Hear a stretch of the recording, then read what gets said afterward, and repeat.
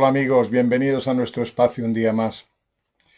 A raíz de la publicación del vídeo sobre la Confederación Galáctica y el Consejo de los Nueve, me habéis hecho varias preguntas sobre esos 9 seres que al parecer son la máxima jerarquía o lo que traduce el concepto de Dios para el hombre.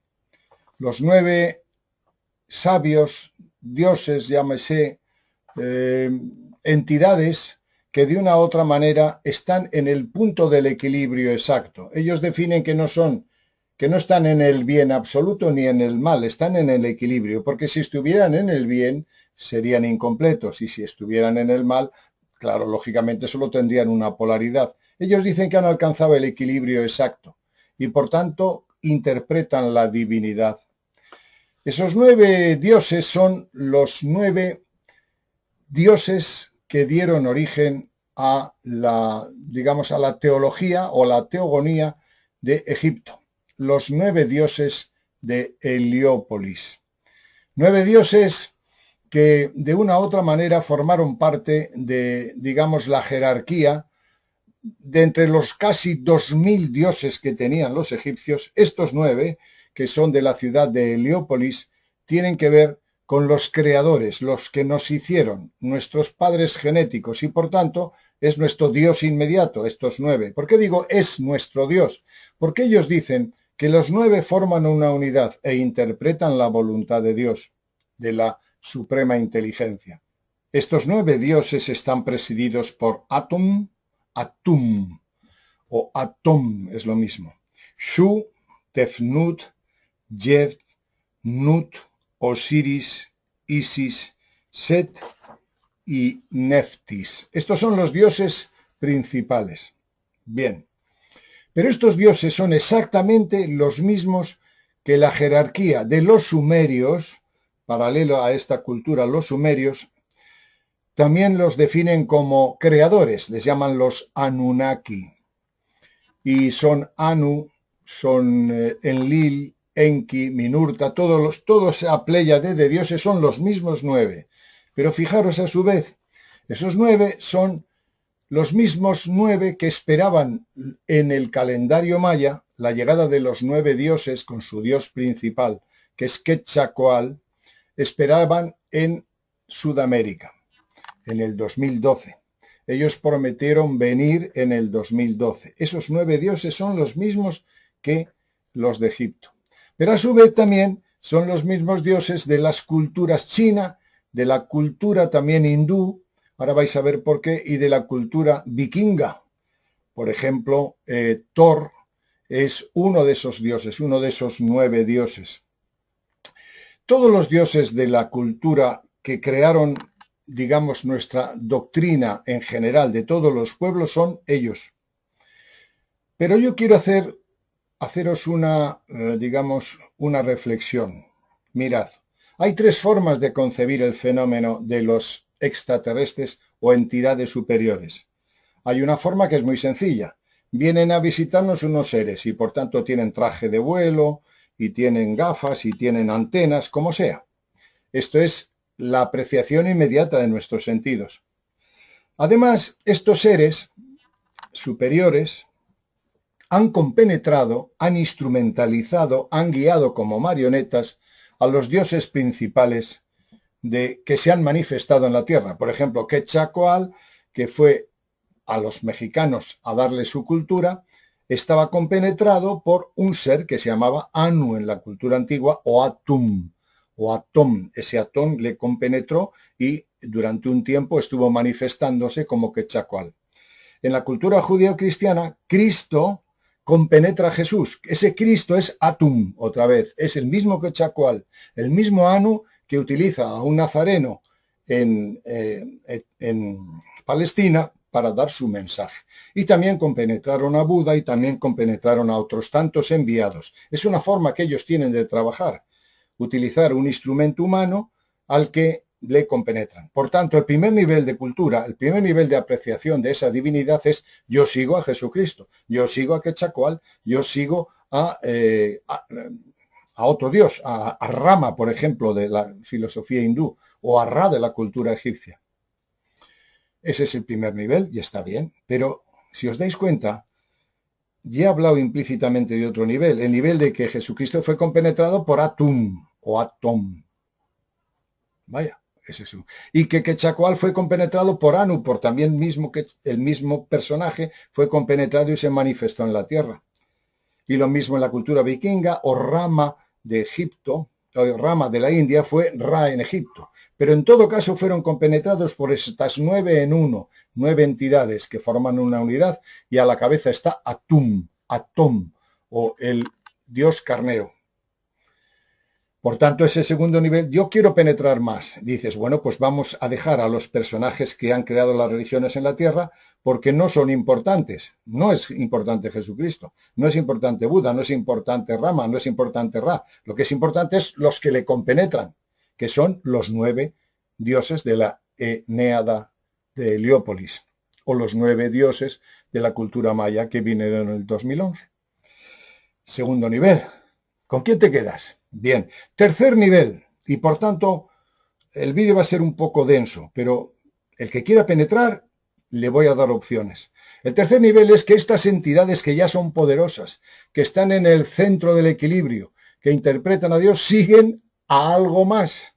¿Y cuál es ese algo más? La suprema inteligencia, la ley suprema. Y cuando la ley suprema les obliga, ellos actúan. Cuando la ley suprema les sugiere o les indica, ellos interpretan la voluntad de esa suprema inteligencia y se manifiestan. ¿Cómo podemos adentrarnos a conocer esa ley? Hay varias formas. La física cuántica está llegando ahora a descubrir cosas muy importantes, pero todavía nos queda mucho. Pero antiguamente, lo que teníamos a mano como forma de sondear esa inteligencia eran las matemáticas. Antiguamente no había tanto cálculo matemático, ahora cada día los matemáticos se están acercando mucho más a un concepto de Dios más elevado.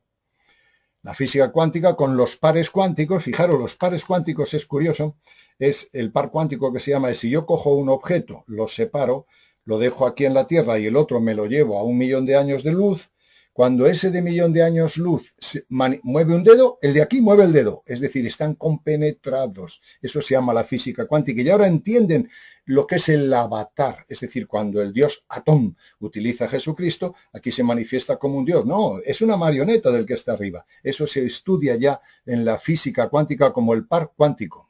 Si se desplaza a un sitio, lo que haga este lo hace el otro. Instantáneamente, sin espacio ni tiempo.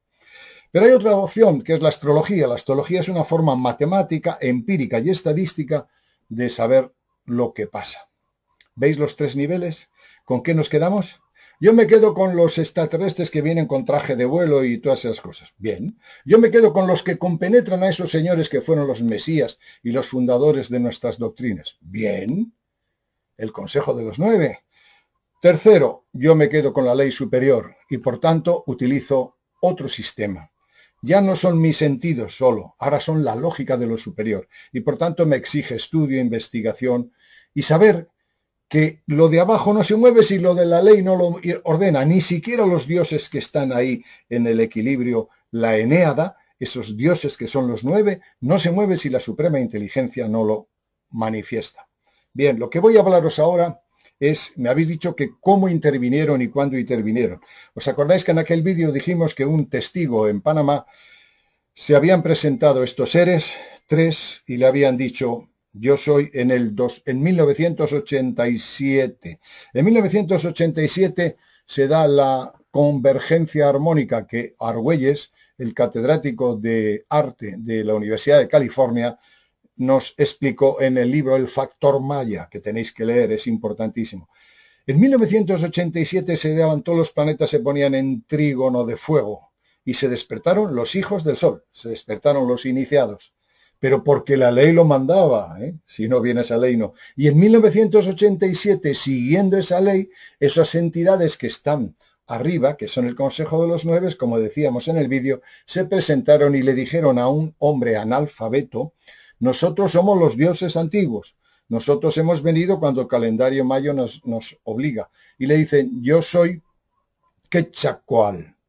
Quetzalcóatl es el Cristo que compenetró a Jesús. Es la misma entidad, el mismo que Anu, el mismo que Ra. El otro le dice, yo soy Ramerik. En Egipto me llamasteis Ra y en la India me llamasteis Rama. Fijaros que se salta de cultura a cultura. y hemos vuelto. En la otra era Isis, la madre Isis. Cualquiera de los 9 podía haberse manifestado. Y viene en el 87 y dice, y volveremos en el 2011. Le dicen en el 2011. Antes de irse, le dicen una cosa curiosa, un detalle del que vamos a hablar ahora, porque no quiero alargar mucho la primera parte de presentación. Nosotros hablamos con un faraón que nos suplicó que le lleváramos a la estrella blanca de Orión. La estrella blanca de Orión es Rigel o Betelgeuse, seguramente Rigel. Curiosamente, ¿quién es ese faraón que les habló a estos seres hace 3.300 y pico años y le dijo, por favor, llevadme con vosotros? Pues el famoso Akenatón, del que vamos a hablar un poquito enseguida. Ya veis cómo va encajando todo. En un momento nos hemos ido a Sudamérica, nos hemos ido a la India, nos hemos ido a Egipto, hemos saltado el tiempo y el espacio, pero siempre las mismas entidades manifestándose al hombre. Pero curiosamente, en 1987 hay una ley universal que se llama la convergencia armónica, que todos los planetas se ponen en trígono de fuego y se despierta el espíritu de los 144.000 iniciados o danzadores del sol. ¿Por qué vienen? Porque marca la ley, no porque ellos quieren. ¿Cómo se manifiestan? A través de un testigo. ¿Con qué nos quedamos? ¿Con el testigo? ¿Con ellos que vienen o con la ley que está arriba? Siempre hay 3 niveles. En el 2011, curiosamente, dicen volveremos. 2011 y 2012. En el 2011 hay una serie de conjunciones. En cruz hay 3 desde mayo hasta final del año. Se ponen los planetas en 3 formas, en cruces, en T's cuadradas que se llaman en astrología, que no voy a hablar mucho de astrología porque es muy pesado. Pero esa conjunción, esa alineación que se da repetitivamente entre mayo, junio y julio y luego un poquito más atrás, antes de llegar el 2012, que es el calendario maya, que es el fin del mundo, que decían, es el fin de un tiempo. Bueno, pues ese 2011 se conoce como la espada de Dios. Esa alineación se llama la espada de Dios. ¿Y sabéis lo que dice? La espada de Dios que se da cada 13.000 años es cuando aparece y retornan los dioses.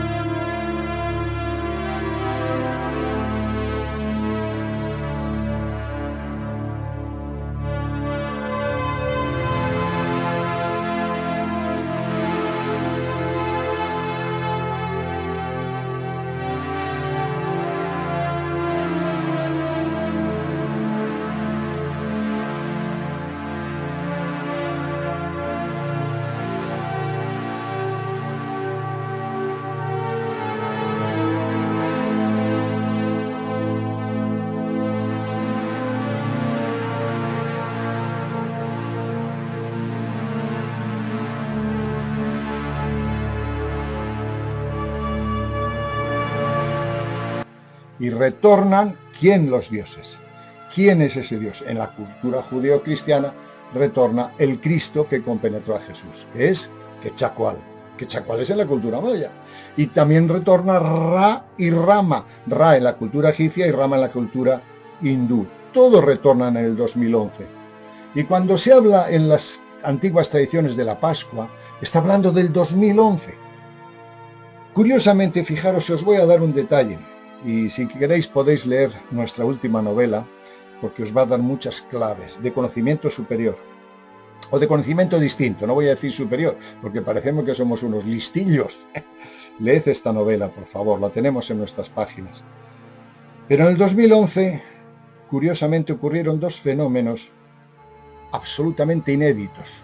Una, que el Papa Ratzinger, que dimitió, pidió perdón por la muerte de Jacques de Molay, el último templario, a la que la Iglesia le traicionó y lo llevó a la hoguera a través del rey Felipe el Hermoso de Francia y el Papa Clemente V de Roma. Pidió perdón después de 600 años. Y luego, en el 2011, agarra el hombre y dimite. ¿Por qué dimite? Eso es anormal. Hay un papa que creo que dimitió hacia el año 500 por enfermedad o algo así, pero dimitir no. La costumbre de los papas es estar hasta el final, porque es un ejemplo para los que le siguen, morir en el servicio. Pues el papa este dimite justo con el retorno de los dioses, dimite en la espada de Dios. Y os aseguro que el amigo Ratzinger probablemente sea el teólogo más brillante de toda la Iglesia Católica desde el principio de los tiempos. Es un ser inteligentísimo, a la altura de San Agustín o San Jerónimo. Él dimite en el 2011. ¿Qué pasa? Leed la novela. A lo mejor se enteró que ya se había dado el retorno de la Pascua. Y si se ha dado el retorno de la Pascua, ¿qué demonios funciona la Iglesia? Ya no tiene sentido. ¿Es una barbaridad lo que digo? Desde el punto de vista astrológico, no.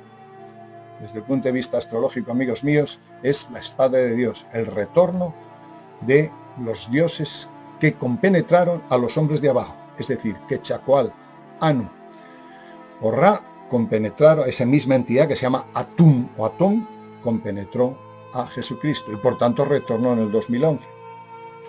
Amigos míos, el Consejo de los Nueve fue investigado exhaustivamente por Andrija Puharich, el mejor parapsicólogo de la historia, el médico y doctor Andrija Puharich, el que investigó a Arigó, el curandero famoso brasileiro, y también el que investigó a Uri Geller. Uri Geller dijo que estaba en contacto, leed vuestros libros, a ver si los puedo encontrar y poneros enlaces para que lo bajéis, si lo encuentro. Estaba en contacto con una raza que había creado al hombre, que había puesto en órbita cerca de nuestro sistema solar una nave que se llamaba Spectra. Y esa Spectra, que estaba en el futuro, que estaba en otro espacio-tiempo, es la que dirigía al hombre. Y ellos le dijeron a Andrija Puharich que eran los nueve, estos nueve que canalizó con Binov, con un científico hindú, canalizó con Uri Geller, con Smeller, con una mujer también que escribió unos cuantos libros, y lo hizo en una jaula de Faraday con todas las precauciones de un parapsicólogo bien, digamos, instruido. Y esos nueve dijeron: nosotros hemos sido los que os hemos creado, los que os hemos instrumentalizado a vuestros profetas. Atum se llama, Atom. Y esos seres que investiga Andrija Puharich a través de Uri Geller, movían objetos, se manifestaban de mil maneras, y le dice: nosotros somos los que hemos dado origen a la raza judía, y nos presentamos en el monte Mambré al principio a Abraham, y nosotros le instruimos, le fecundamos genéticamente. La raza judía la hemos creado nosotros. Si leéis las manifestaciones de Andrija Puharich, de sus libros, os vais a quedar alucinados, porque en definitiva todo lo sagrado, todo lo grande que se ha dado en la tierra, se ha dado por intervención de estos nueve creadores de vida o dioses que se llama la Enéada, y a cuya cabeza, o el que se manifiesta, pues son nueve y son iguales, es un concepto 9 en 1, ese uno es Atum o Atón. Y cuando hablo de Atón, vamos a hablar ahora de otro aspecto. Me habéis dicho: háblanos más de ello. Perfecto. Vamos a irnos 3.333 años hacia atrás. ¿Qué os parece? Nos vamos a ir, amigos míos, a Egipto. Y nos vamos a ir al faraón que pidió a los extraterrestres que le llevaran a Orión. Porque esos extraterrestres, la semilla de esa creación viene de la M42, de una nebulosa de la constelación de Orión, que está curiosamente, digamos, representada en las pirámides de Egipto con la esfinge. La esfinge ocupa posicionalmente y equidistantemente la M42, que es de donde vienen estos dioses. Bueno, pues estos seres que dieron, digamos, cultura en todos los tiempos y que se manifestaron directamente, como en el caso de que hablamos de Panamá, o indirectamente a través de programados aquí, utilizó a un personaje, Akenatón. Akenatón fue un faraón atípico, hereje, extraño. del que intentaron borrar todo vestigio, retiraron todas las piedras, destruyeron su ciudad que se llamaba Aketatón o Amarna. El amigo Akenatón.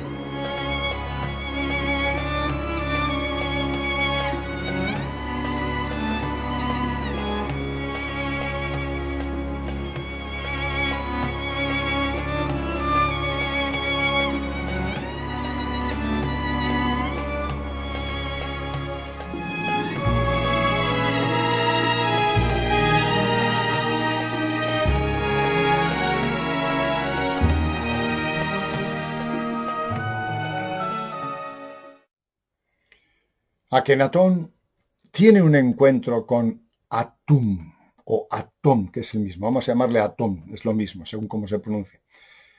Y él dice que escucha a Atón, le escucha, por tanto hubo un contacto telepático, y así viene en sus manifestaciones. Escucha a Atón. Y Atón le dice que tiene que hacer una ciudad ni en Memphis ni en Tebas, en el medio, en un sitio que era un desierto. ¿Qué capricho tienen los dioses para hacer eso?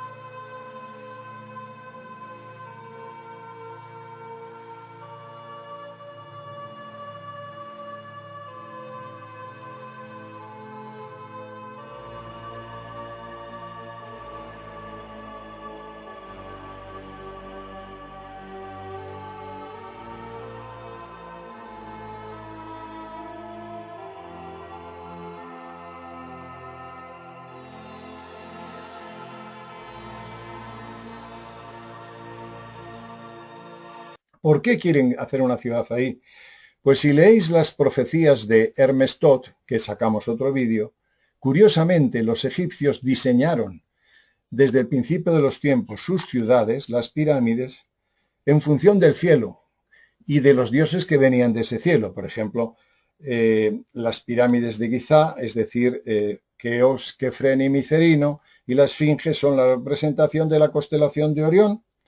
Y tal y como dicen ellos, los dioses dijeron a los arquitectos que tenían que hacer el mismo diseño en el microcosmos como en el macrocosmos. Parece ser que hay una especie de resonancia, lo que hemos hablado antes de la física cuántica, del par cuántico. Si yo hago aquí una estructura que es igual a otra que está allí, la comunicación será instantánea. Eso se llama un portal dimensional. ¿Vais dando cuenta? Bueno, pues a el amigo Akenatón le dicen, hace una ciudad, se lo dice al oído, se lo dice y así lo cuentan las crónicas, donde yo te diga y con las dimensiones que yo te diga. Y además él jura que no lo va a cambiar nunca, que es como se lo ha dicho su padre Atum. Qué curioso, ¿no? Qué curioso. ¿No sabes, Asclepio, que Egipto es una imagen del cielo? O para hablar más exactamente, en Egipto todas las operaciones de los poderes que gobiernan y trabajan en el cielo han sido transferidas a la tierra. ¿No más bien debería decirse que todo el cosmos habita en esta nuestra tierra como en un santuario? Akenatón afirma que ha construido un monumento para su padre Atón, allí donde ha oído la voz. Fue Atón quien le reveló que aquel lugar sería para siempre la región de luz del disco solar. Ved, proclama Akenatón, es Atón quien ha querido esta ciudad, a fin de que sea creada para él, a fin de conmemorar su nombre. Es Atón, mi padre, quien gobierna la ciudad, y no un funcionario o un individuo cualquiera. Este es mi juramento en verdad, que mi corazón pronuncia y que no traicionaré nunca. Akenatón adoraba a su padre Atón, al que le hablaba, con el que tenía contacto telepático, en el que le dio las instrucciones para diseñar la ciudad.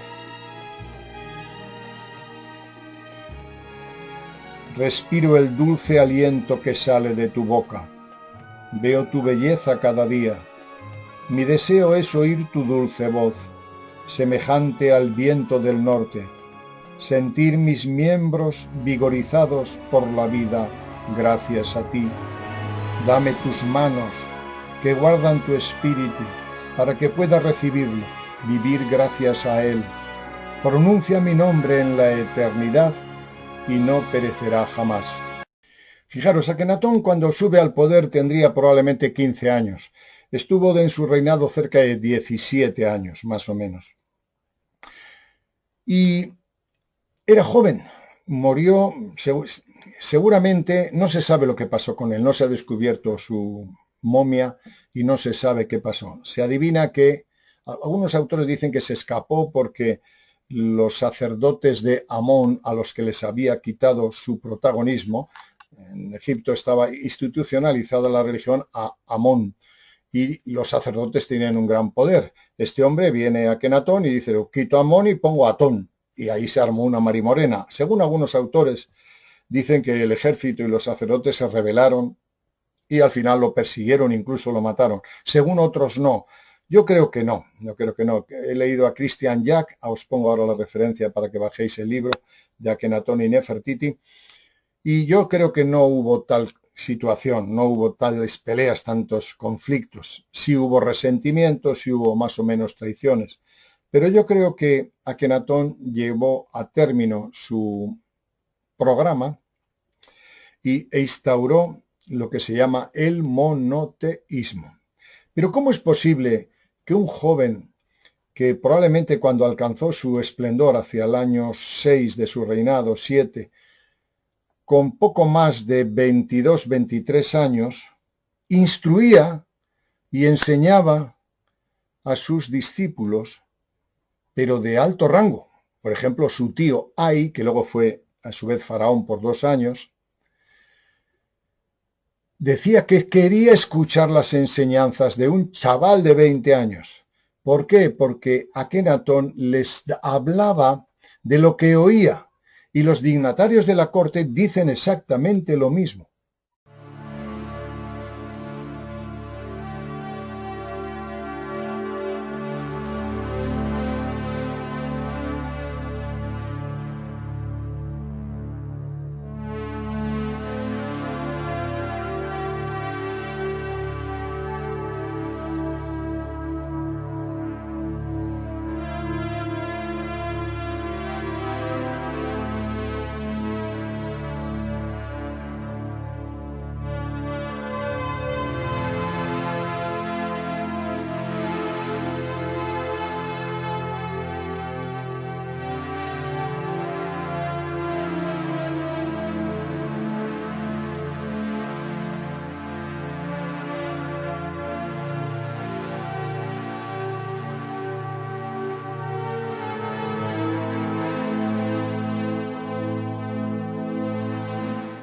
Akenatón tenía un contacto directo con Atum o Atón. Pues veis que ahora nos hemos ido ya desde el tiempo de...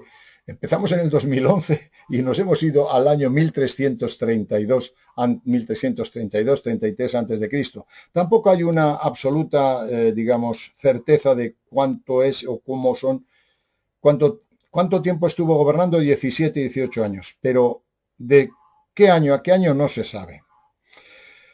Calculo que entre 1350 y 1330 antes de Cristo, por ahí, fue el periodo que más o menos se tiene como cierto. Pero hay otros que difieren y lo ponen antes o después. Pero he ahí la cuestión. No creáis que os vais a librar de un razonamiento más profundo. Y es que, ¿por qué los dioses Atón se manifiesta Akenatón? Akenatón fue el nombre que tomó, antes se llamaba Amenofis IV. ¿Por qué se manifiesta? ¿Por qué hacen que rompa todos los esquemas de la tradición egipcia y crea una ciudad de la noche a la mañana, manda a la porra a los 2000 dioses que tenía y habla del monoteísmo, habla del amor, habla de la paz? Él era un faraón que no produjo guerras. De hecho, le acusaron de que perdió parte de las fronteras. ¿Por qué se manifiesta ahí? Pues amigos míos, se manifiesta porque ni más ni menos en el año 1332 o 33 antes de Cristo se da una alineación planetaria. Ya estamos otra vez, ya estamos con los planetas, en la que aparece Plutón, Urano y Júpiter en conjunción en el signo de Aries. Aries, amigos míos, es el signo de la individualidad, del ego, del yo, del monoteísmo. Lo que define el monoteísmo es Aries. Bien, pues fijaros, tal y como veis en la carta, Plutón representa la muerte y la transformación. ¿Qué es la muerte y la transformación? Quitamos el culto a Amón y lo ponemos a Atón. Y no le quedó otro remedio porque los planetas obligaban a Atón y a Akenatón y a todos los que estaban debajo. Urano representa el cambio. Urano representa el cambio alternativo, el cambio hacia nuevos valores. Y Júpiter representa la filosofía. Todo eso se dio necesariamente en el año 1333 a.C., que es cuando estaba el periodo final del reinado de Akenatón.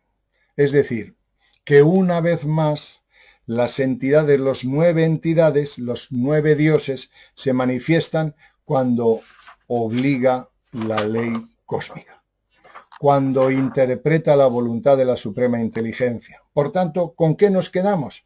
Pues el que no quiere comprometerse excesivamente dice, bueno, pues yo me quedo con el Akenatón y formo parte de una estructura donde mis sentidos pueden ver y percibir. Yo me quedo con Jesucristo, que era un nazareno que hizo milagros. Bien. Otros dicen, no, él no es importante y Akenatón no es importante. Lo que es importante es el que está detrás y le compenetra y le utiliza como un vehículo de comunicación. Hombre, ha subido de nivel. Pero hay otros que dicen, no, ni con unos ni con otros. Hay algo más elevado. Y son la alineación, la física cuántica, las matemáticas o las alineaciones planetarias que curiosamente intervienen siempre previo a que vengan los dioses. Qué curioso. Y por tanto hay 3 niveles de investigación. Nuestro grupo, nuestro trabajo, trabaja en los 3 niveles. Nos gusta todo.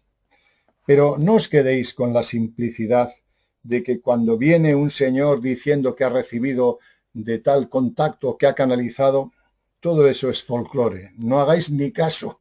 Hay algo mucho más profundo, está escrito en las estrellas y se cumple sistemáticamente por encima de la voluntad o el capricho de los que vienen aquí. También dicen, bueno, pero es que los grises y todo nos van a hacer la Pascua. No, amigos. Van a hacer todo el ruido que pueden hacer el daño hasta cierto límite, pero por encima de ellos, por encima de esa lógica peregrina que tanto vende y que ahora está de moda, hay una jerarquía superior, el Consejo de los 9, que dicta en el nivel que cada uno perciba la revelación de la suprema inteligencia. Yo solo llego a ver a los extraterrestres con sus naves, pues te lo dicta y tienes un código moral o ético de valor. Yo veo las entidades que a través de la historia compenetraron a los profetas y que son la causa fundamental de la divinidad. Pues muy bien, yo veo la ley universal y estudio matemáticas, estudio física cuántica, estudio astrología sagrada. Pues muy bien también. ¿Os dais cuenta que hay 3 niveles? ¿Os dais cuenta quiénes son los 9 dioses de la Eneada? ¿Os dais cuenta? Akenatón además fue un rey o un faraón extraordinariamente bondadoso, sensible y además que quería a su pueblo. Fijaros los testimonios que aparecen en las tumbas. Por ejemplo, la que más aparece es en la tumba de Ay, lo que era su tío, el que luego después fue por 2 años faraón.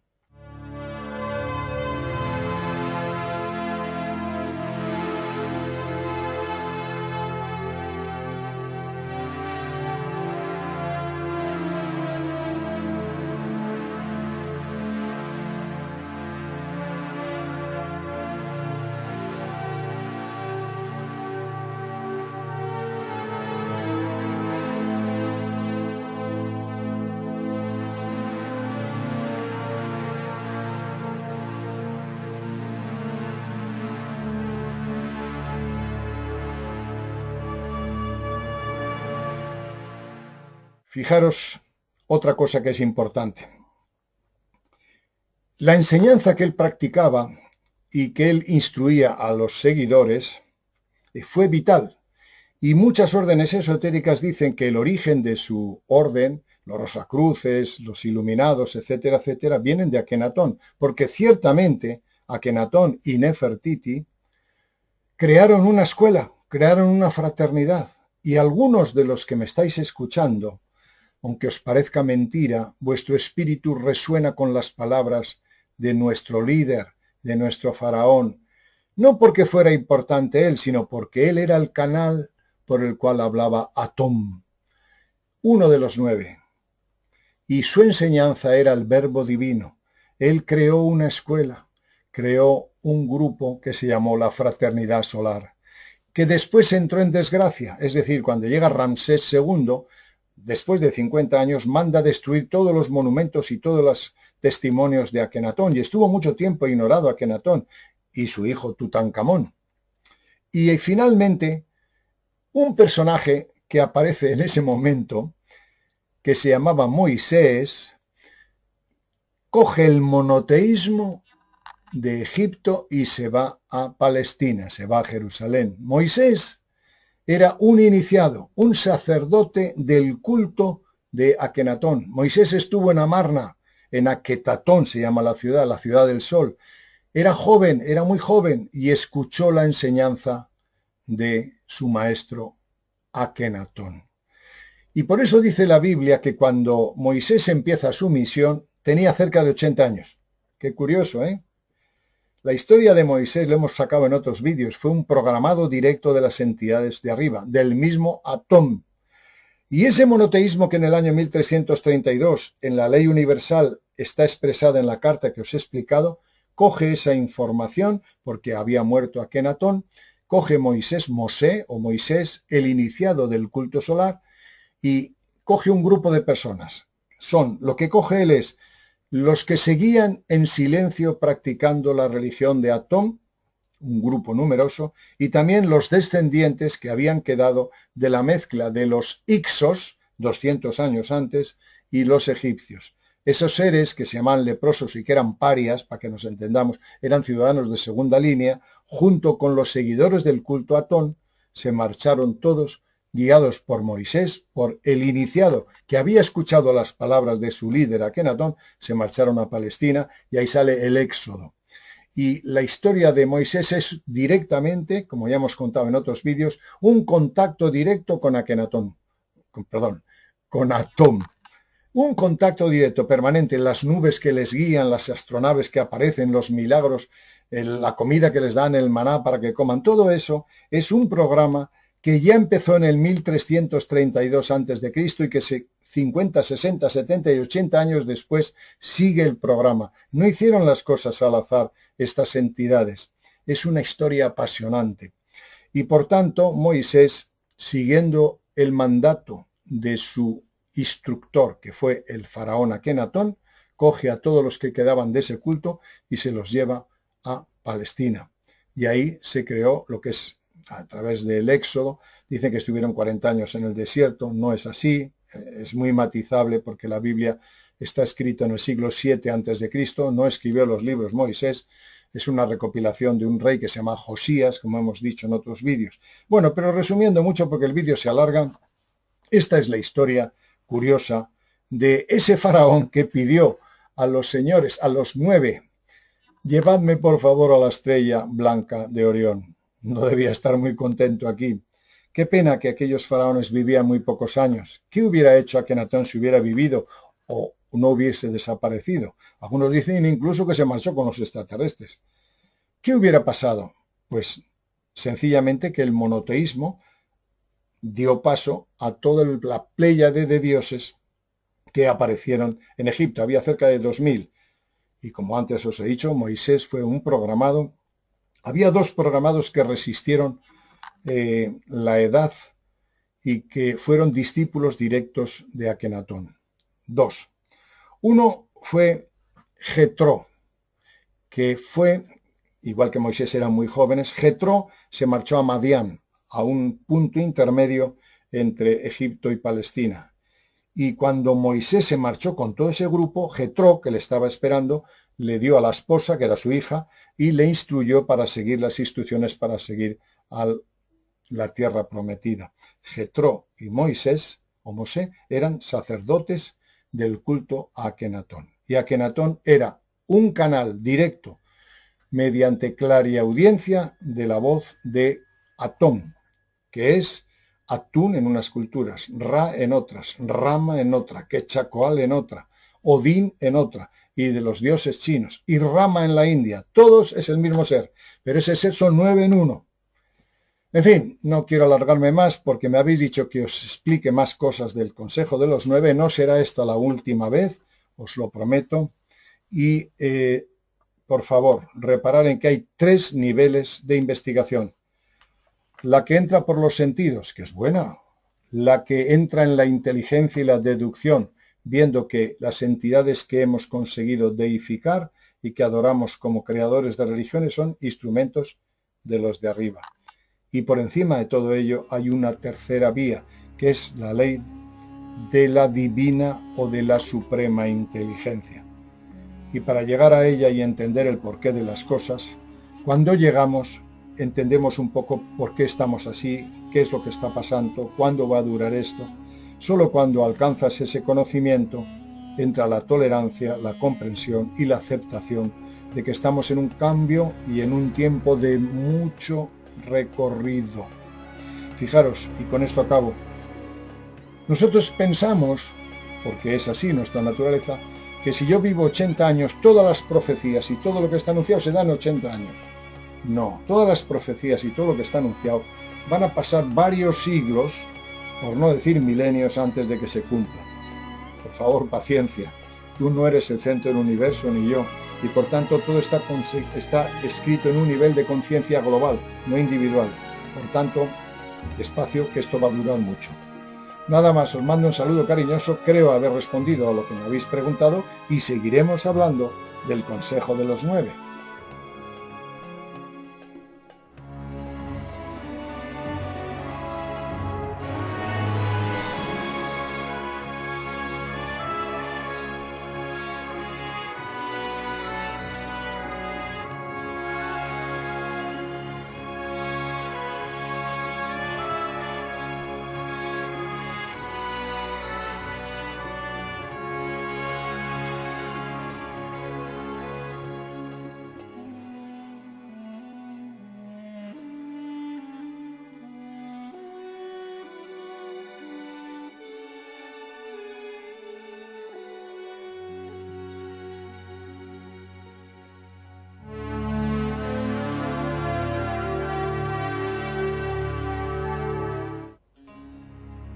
Muchos de vosotros tenéis grabado a fuego y lágrima las imágenes del palacio de Amarna, Éramos unos pocos los que escuchábamos la enseñanza que venía de Atón a través de la boca de nuestro querido faraón.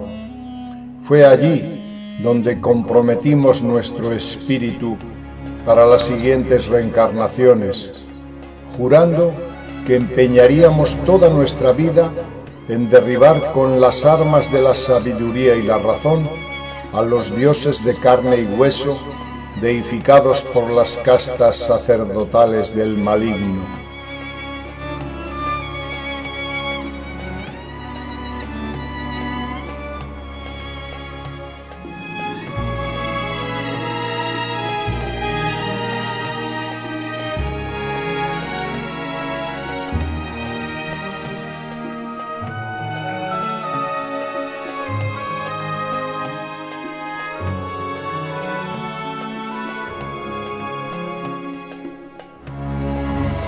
Y nos programamos para verter la sabiduría que emana de la suprema inteligencia en cada generación, en cada tiempo y en cada crónica de oscuridad, fanatismo y negligencia humana.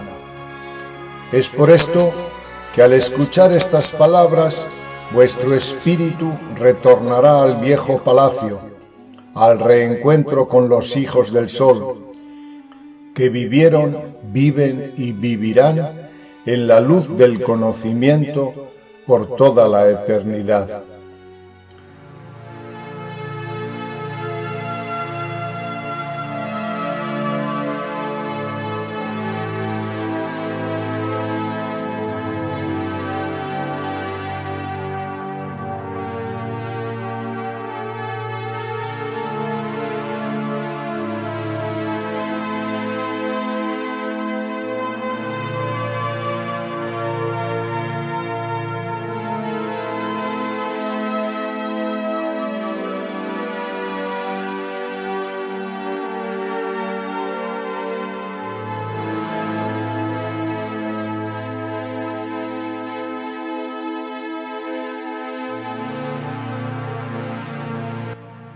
La conjunción de 1332 a.C. se dio en el signo de Aries, cuya representación es el carnero. A Tom se le representaba como un carnero sentado en un trono. Atom es la voz y la conciencia del Consejo de los Nueve. 5 de esos 9 son etéreos o de naturaleza sutil. 4 de ellos son los 4 vivientes que tomaron cuerpo en los tiempos antiguos en que los dioses convivieron con los hombres: Isis, Osiris, Set y Neftis son los 4 vivientes. Estos 9 tienen 24 civilizaciones del cosmos que trabajan para ellos y para realizar la voluntad de la suprema inteligencia. Y estas 24 civilizaciones tienen una multitud de entidades de toda la galaxia que colaboran asimismo en el plano más denso, realizando la voluntad de la suprema inteligencia.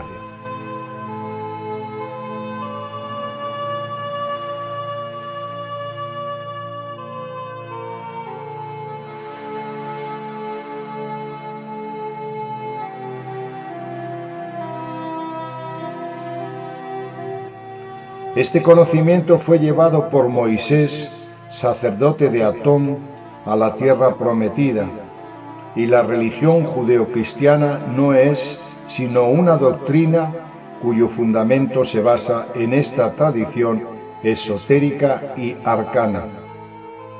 En el Apocalipsis se describe esta figura iniciática cuando se refiere a Dios y su jerarquía divina, pues hay un trono y sobre el trono un cordero, y a su alrededor hay 4 vivientes y 24 ancianos, que sabemos que son los cabezas dirigentes de las 24 civilizaciones extraterrestres que colaboran con los 9, y una gran multitud que son las civilizaciones vinculadas a estos 24.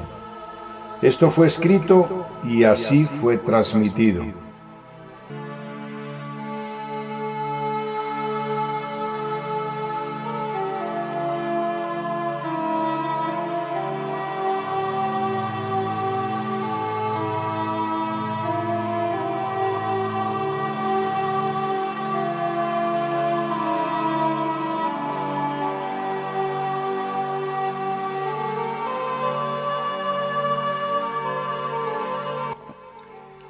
Y los hijos del sol sirven los designios de la suprema inteligencia que se expresa en estas entidades. El palacio de Amarna fue edificado siguiendo las instrucciones de Atón, asistido por seres de Pléyades, reproduciendo sobre el desierto la orientación de las estrellas del cielo.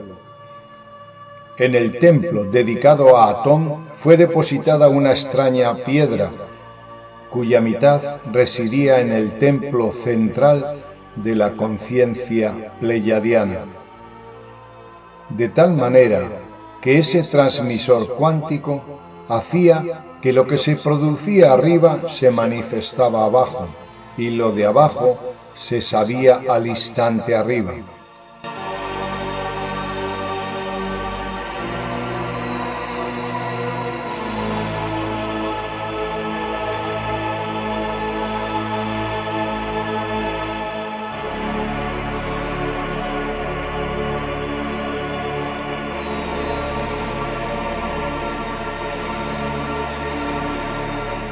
Y los seres vulgares veían solo una piedra en el templo, mientras que los hijos del sol sabían que era una piedra con voz, con oído y con sentimiento.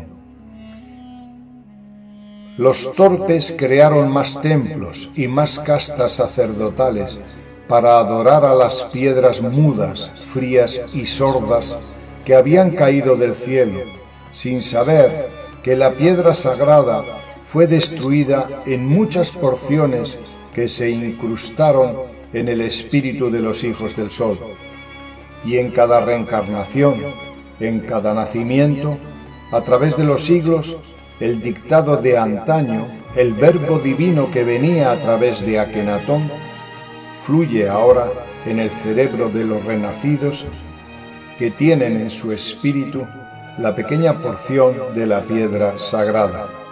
Esta es la historia que solo unos pocos conocen y ahora se vierte en este tiempo de reencuentro.